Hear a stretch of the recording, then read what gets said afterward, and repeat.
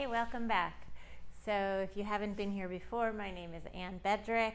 I am an abstract artist here in Cathedral City, and I have a gallery on Perez Road in the I building all the way down at the end across from Frankie's Bakery.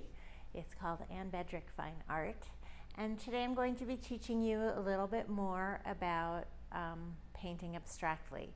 I thought today we would limit our palette to just one color and black and white so that you can see how far you can push an individual color and still create an interesting composition. So this piece behind me is all done with yellow, black, and white. And I'll be working with I'll probably use red, black, and white just to show you how many different kinds of colors you can get just from those three, and looking for contrasts in value. So yeah, it's kind of amazing, isn't it, how many different variations in the yellow you can get just by mixing in black and white to it. And I really even probably could have pushed this further. And then of course you can also use pure white, pure black, and the combination of those, which will make a variety of grays. So let's go to the back and get started.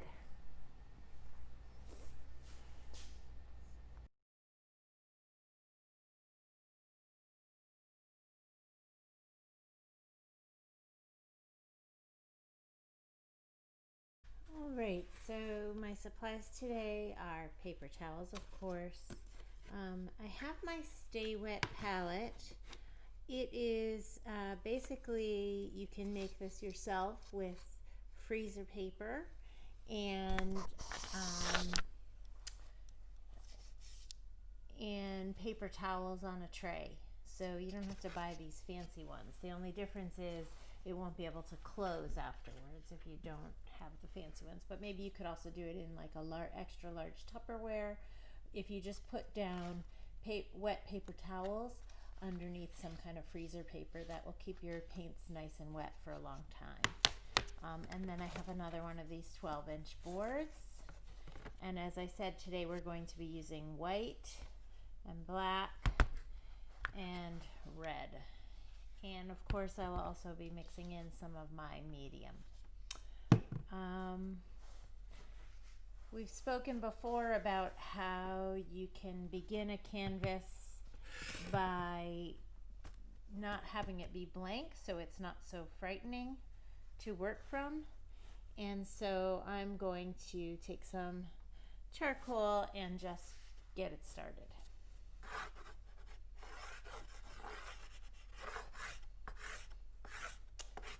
And all that this does is it makes it feel less scary when you're beginning.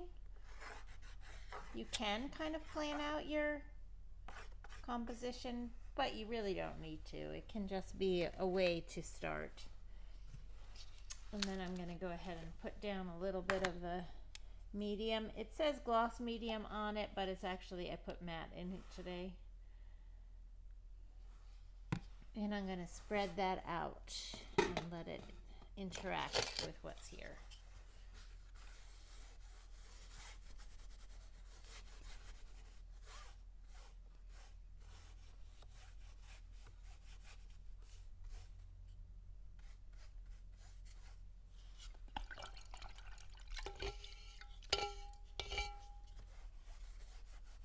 And I'm adding a little bit of water as well.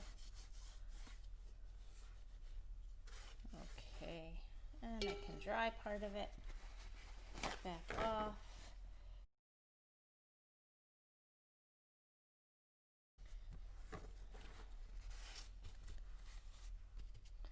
So now I have something to react to as I start. All right, that's fine. Okay, for some reason this is curling today. I'm not sure why. All right. So I'm going to go ahead and put down some of the three colors I'm going to be using.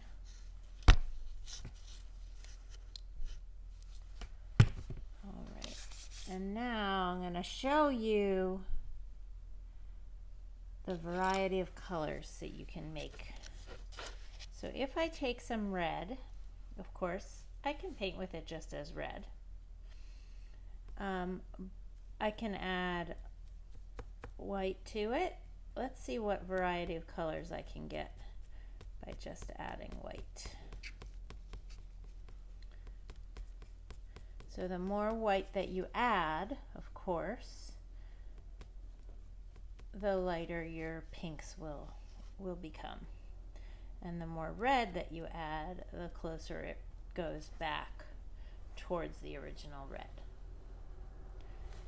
All right, and then, well, I guess I may as well paint with some of that. Now you remember, I always talk about not thinking too much at the beginning, so don't worry so much how you start, because to me it's a lot about the layers. So now I'm going to see what happens when I add some black to my red. So when I add a lot of black, nothing really happens. Now there's less and less black on my paintbrush as I go. So here I'm getting kind of a plummy eggplant color, which is beautiful.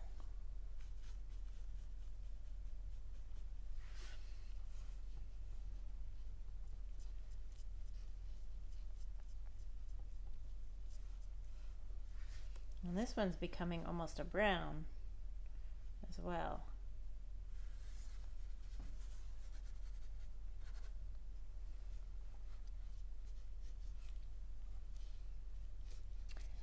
And of course, you can also add white to that.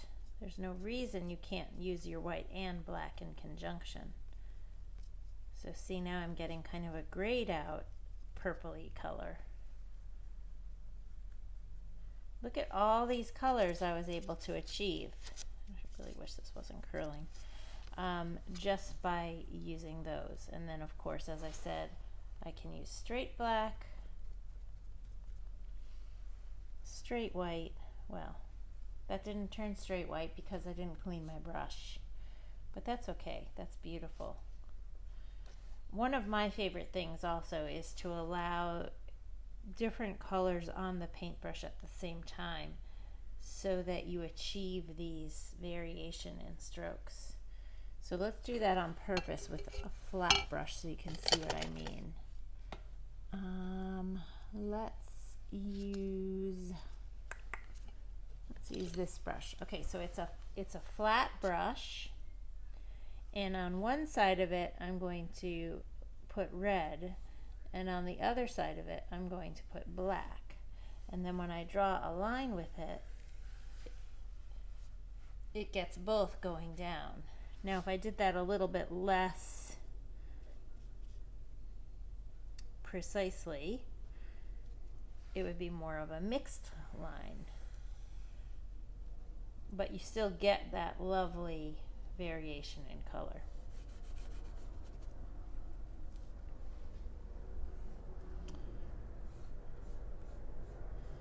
So I think I already told you this story, but my husband once watched me paint and he said, "It just looks like you have no idea what you're doing at the beginning." And indeed, that is a little bit true, because I like to allow myself to play in the beginning without too much thought, so that the energy comes into it, and then later I put on my more formal artist head where I'm thinking about, well, what does the composition need? So today you're going to see that again. I'm going to add some white back in. Now, because the paint is still wet, it is mixing.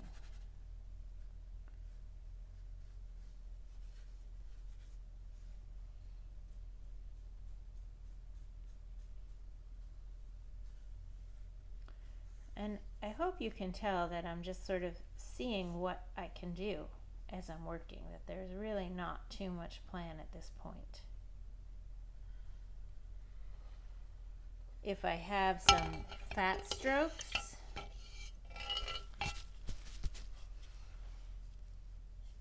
it's going to feel really different. So let's do some of that.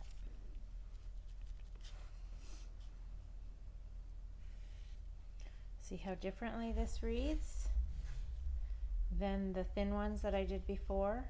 And a lot of making a good painting is finding those contrasts. Looking for places where you can have big, calm areas and other places where you can have lots going on. Looking for balances between the big areas and the small areas, the busy areas and the calm areas. And having a variety of paintbrushes makes a huge difference. Now I've sort of run out of my red, so I'm going to put a little bit more down.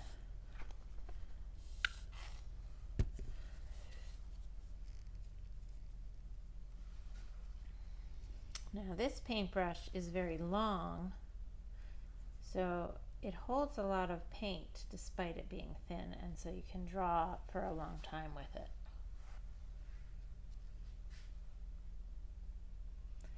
And I'm pressing very lightly so that it doesn't mix the paint.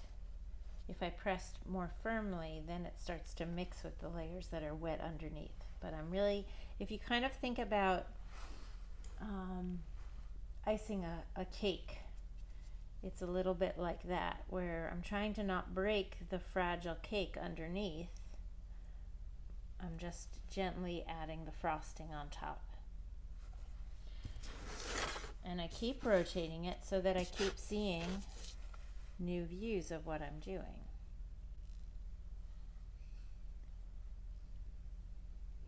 Now here I've allowed it to mix a little bit by pressing a little bit harder.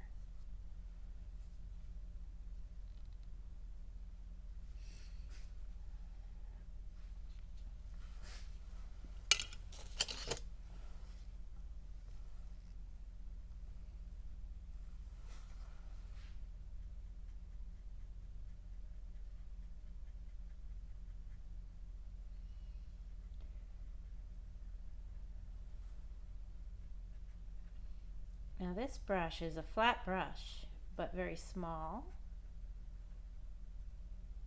And I'm kind of creating a different texture by the way that I'm applying the paint as well. And really, it's amazing the variety of colors I got just by using 3. So you can really enjoy finding many colors as well. Now, is this a hard and fast rule that I can't go in later and say, oh, it really needs some of whatever color? Of course not. But it's just a good exercise to help you understand how many more colors you're able to get than you might initially think. Okay, so now this area has no paint on it, so it's dry. And my paintbrush doesn't have very much paint on it.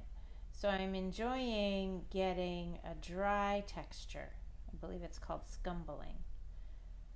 And you can only do that if your paintbrush is a little bit dry. If I was using this side where there's more paint on it, of course that wouldn't happen. So it's another contrast. Like if you made yourself a list of all words, thin versus thick. Let's say skinny versus wide, dry brush versus wet brush, watery versus, thick paint. If you make yourself a list like that, that will give you lots of ideas of ways to apply the paint so that your painting in the end will have more interest to it.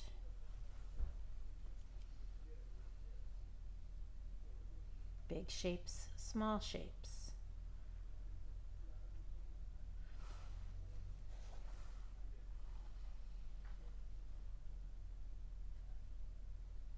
And I'm always looking to create rhythm too. My work is often compared with jazz music. So not a set rhythm like you would have in rock and roll or maybe even in classical, but more surprising rhythms. All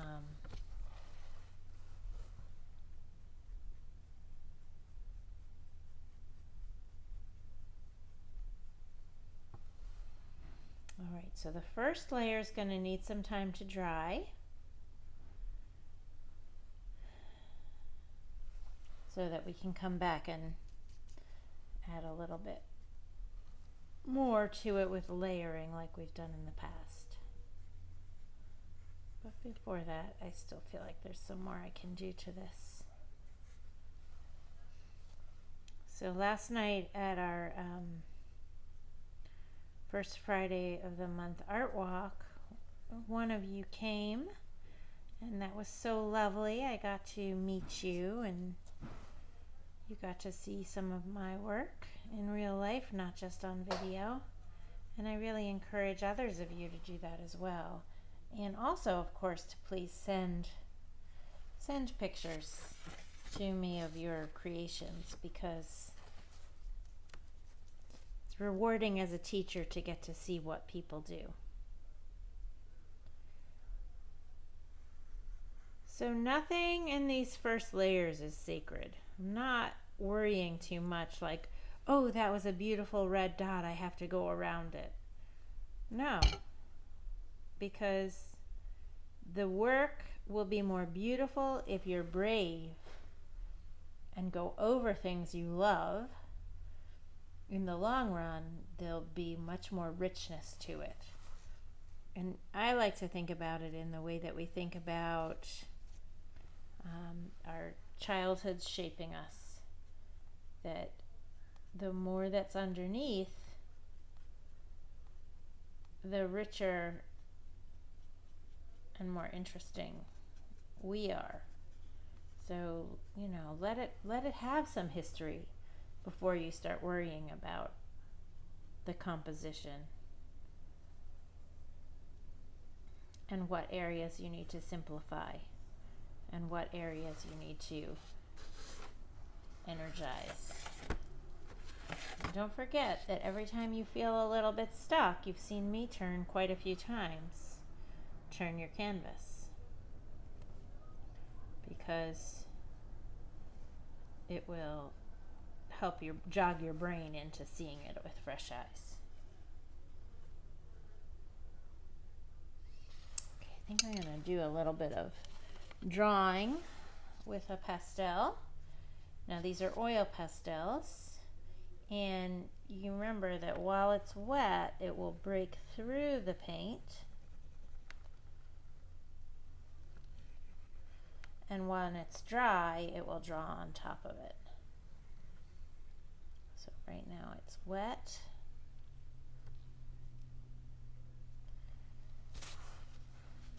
Let's see if I can find an area that's dry. So here's an area that's dry. So you can see that it draws on it differently.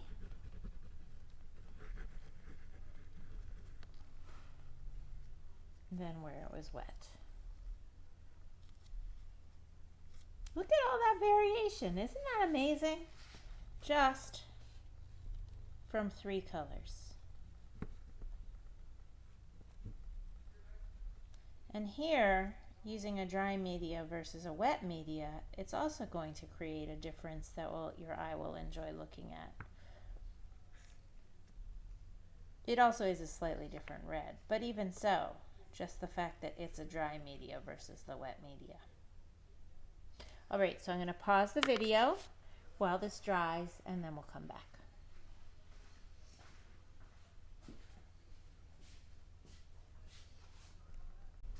Okay, so my painting has mostly dried. The places where the paint is very thick, it is still wet, but it's only in 2 spots I see.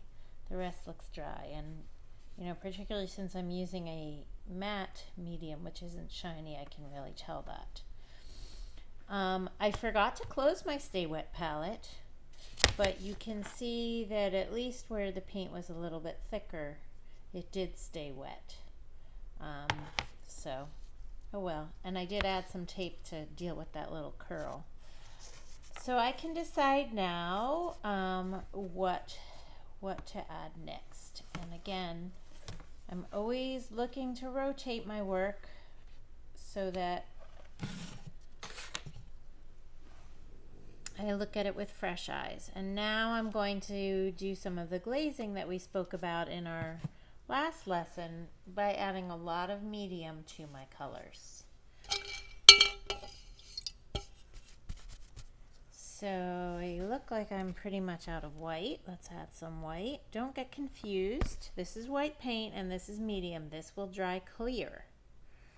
So even if it looks like it's changing your colors slightly, it really isn't. And make sure my paintbrush is a little clean. I didn't change my water, so I really should go do that, but oh well. I'm an impulsive person. All right, so let's use some of the straight red in the medium to create a see-through glaze. And you can already see right here on the palette that it is see-through because there's that black that was underneath. And now let's see what happens if I add that into certain areas. It's just going to create a little bit more variation and mystery to what is already here because it is translucent.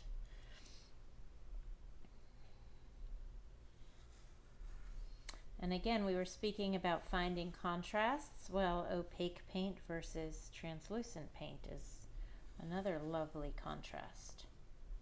So do you see how it's creating these areas? It's not hiding what's under there, but it's glazing on top of them.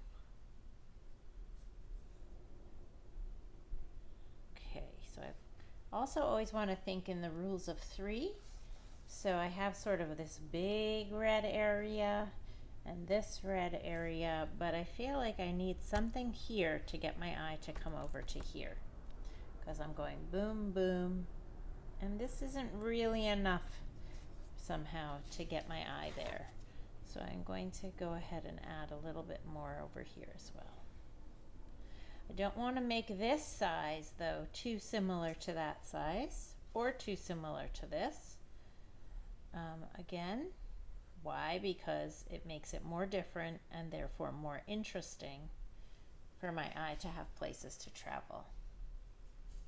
So it's still a little similar in size to that, but it feels different enough. And especially since that one is an opaque red and this one is a translucent red.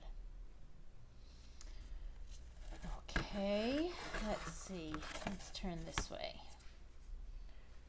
Let's play with a little bit of white glaze as well. Let's see what happens with that. So I'm going to take some of the clear and some of the white.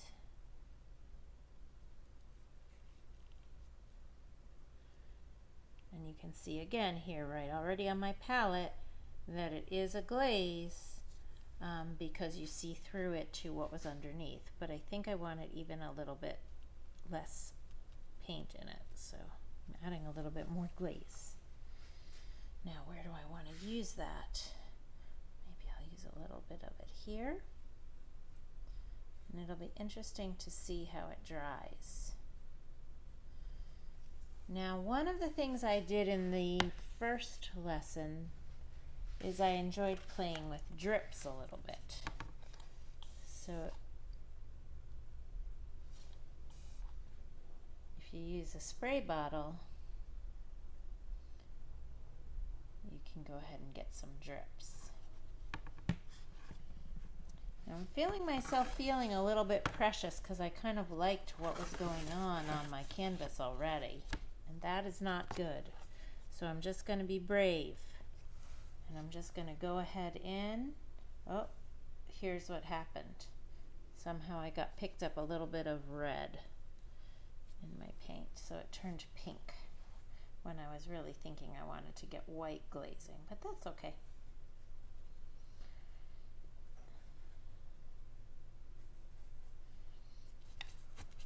I'm trying to get back into that playful head so I'm not too precious about what's happening at this point, because otherwise I won't get enough layers so that I'll feel like there's enough interest.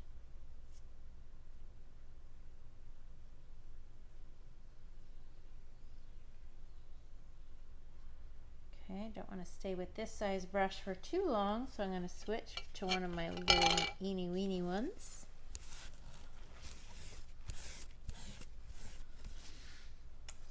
And let's do some white lines.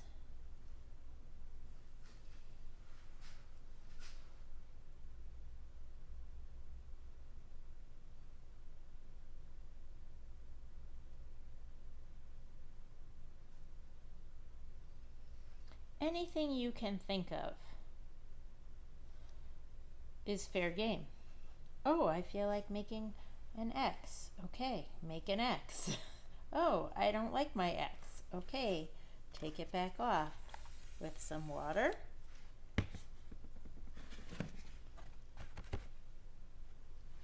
With your finger. You know, what happens if I make this part a little bit wider? Woo! What happens if my brush goes this way? Just really be free with yourself. Anything you can think of, try. It's about creating a really rich surface with a lot of variation.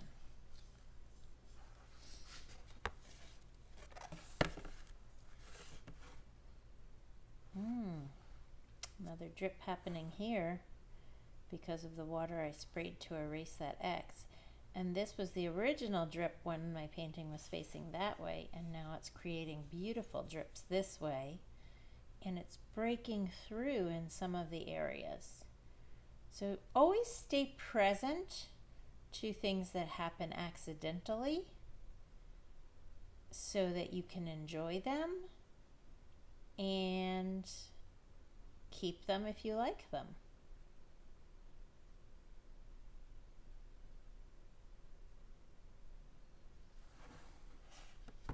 Don't know if those will show afterwards, but I really love what that did.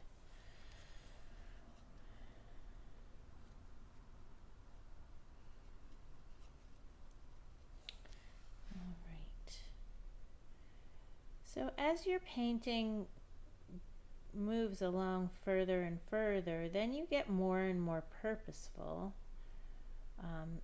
Is this edge messy? Let me neaten it up. Does my eye travel well? Well, it does sort of feel like I should have a little bit more pink here. Do you feel it? Boom, boom, boom. Follow the story of each color through your painting and see if each one works. So now my pink story travels my eye through. Maybe it needs a little here. It helps my eye travel through the whole composition. The red story we spoke about, and as it dries I might reevaluate because of the see-through quality. It might not be strong enough. Does the white story work? Does the black story work? Each one, follow it through in your mind and see if it's pulling your eye throughout your canvas. Let's make another layer of black in some of these areas to really reinforce it and create variation within it. Sometimes a second layer will read more opaquely than the original one did, especially if you have kind of medium quality paints as opposed to really thickly tinted paints. So I'm looking at this and how this is kind of a grayed out black and this is more of a rich black. I'm hoping that will stay because I like that variation. If it doesn't, I might go in with some of my gloss medium with black to make some areas shiny as well, because you can play with that too.